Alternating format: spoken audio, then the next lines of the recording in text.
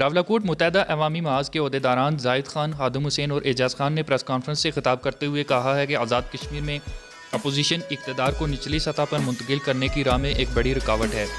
وزیراعظم آزاد کشمیر سردار تنویر الیاس ہر صورت بلدیاتی انتخابات کروانا چاہتے ہیں، لیکن اپوزیشن کو اپنی شکست واضح طور پر نظر آ رہی ہے، اس لیے وہ الیکشن سے رائے فرار اختیار کر رہی ہے۔ انہوں نے کہا کہ غیر یقینی کی صورتحال میں نوجوانوں کو بھی تشویش ہے۔ بلدیاتی الیکشن میں متحدہ محاذوں اور ایکشن کمیٹیوں کے ذمہ داران بھی ایک واضح اور مثالی منشور کے ساتھ حصہ لے رہے ہیں۔ انہوں نے کہا کہ راولاکوٹ تا کیتھان بن بیک روڈ کی بہتری و پختگی کے منصوبے کی منظوری پر اہلیان راولاکوٹ وزیراعظم آزاد کشمیر سردار تنویر الیاس اور ترجمان ڈاکٹر عرفان اشرف کا شکریہ ادا کرتے ہیں، جن کی کاوشوں سے اس منصوبہ کی منظوری عمل میں لائی گئی۔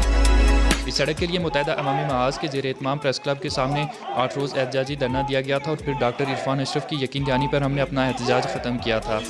ڈاکٹر عرفان اشرف نے اپنے وعدہ کے مطابق شہدائے گلشن ہاؤسنگ اسکیم تا بن بیک 10 کلومیٹر روڈ کی منظوری کروا کر اس علاقہ کے لوگوں پر احسان کیا۔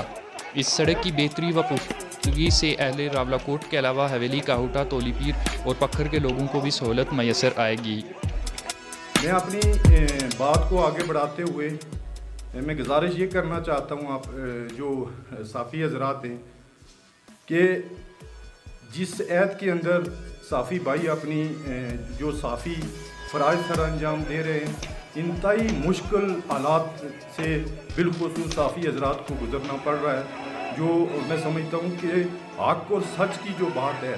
ہمیشہ صافی حضرات جو